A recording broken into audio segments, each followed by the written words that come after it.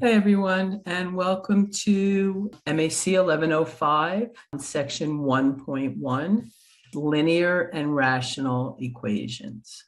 I want to just go through and explain what a linear equation is. An equation indicates that two algebraic expressions are equal. Whenever you see something where you have an equal sign, you call that an equation.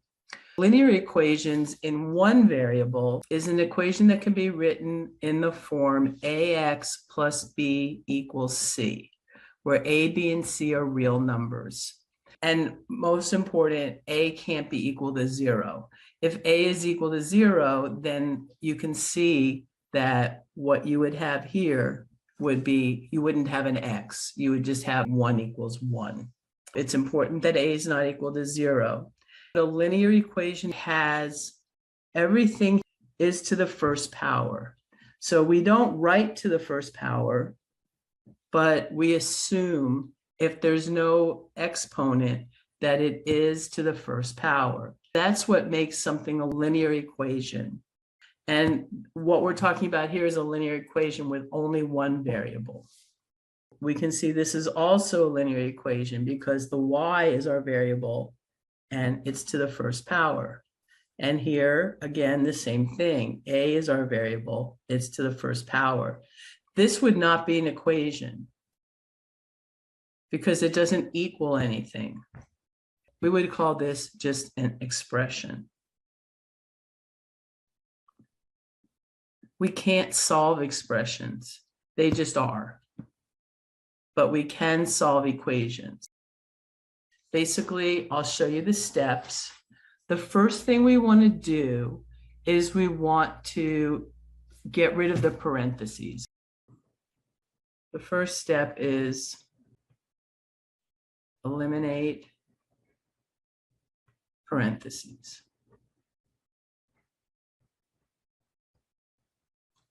Whenever I have something that looks like this, I have to distribute the 5 to the x minus 6 because that's going to help me eliminate my parentheses. The first thing I'll do is I'll distribute. When I distribute, what that means is that this 5 gets multiplied by both terms.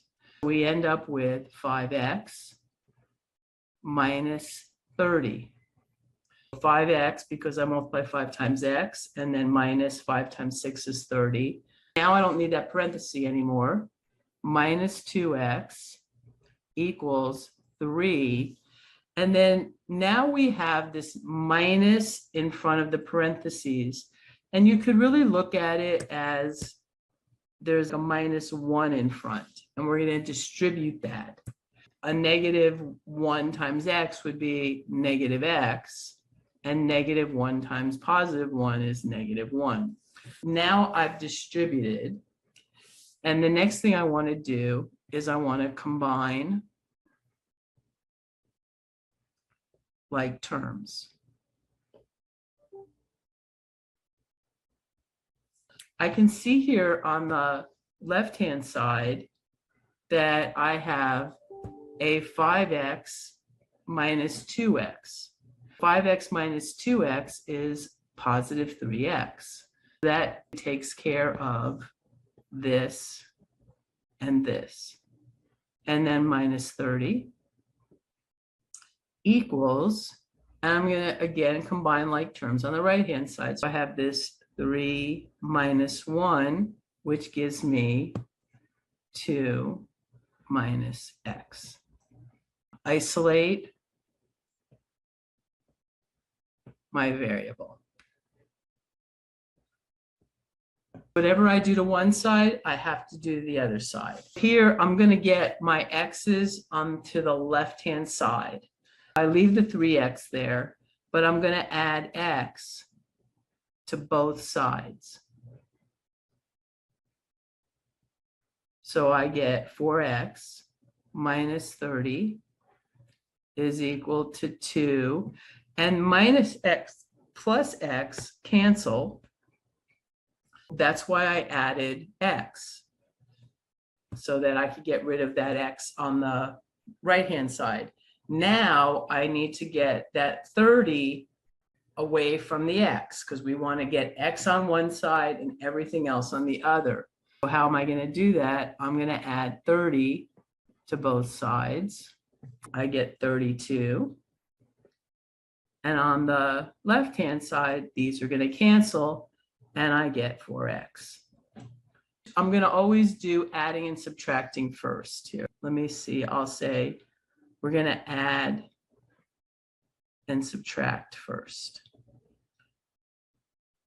And the reason is because we don't want to multiply or divide first. Then we'll start making fractions. Now, 4x is the same as 4 times x.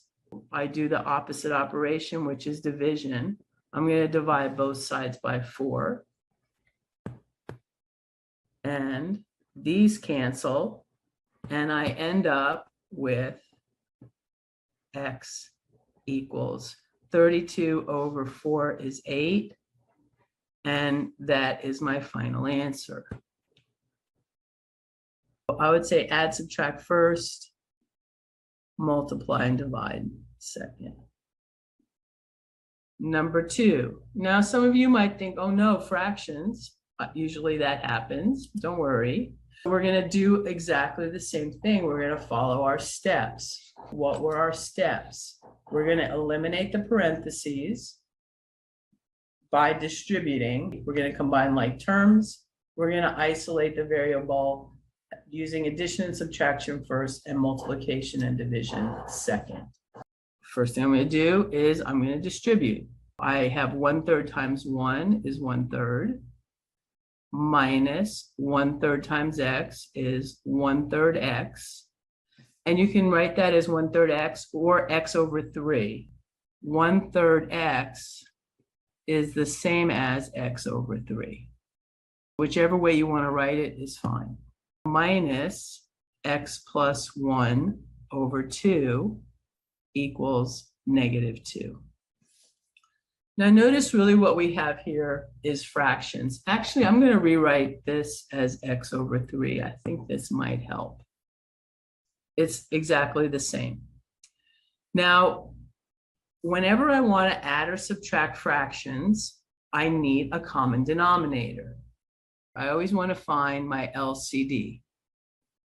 Adding or subtracting fractions.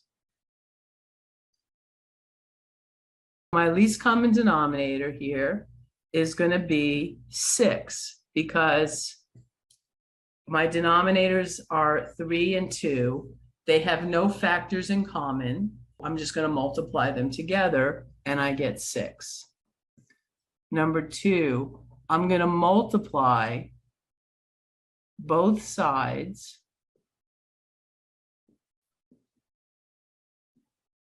by my least common divisor.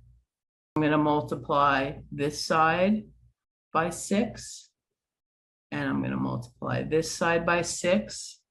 And let's see what happens. I'm going to distribute. I get 6/3 minus 6x over 3 minus 6 times x plus 1 over 2 is equal to, and this I could just say -2 times 6 is -12. Now, why did I do that? Because I can cancel. I can say 6 over 3 is 2. And again, 6 over 3 is 2, so I have 2x.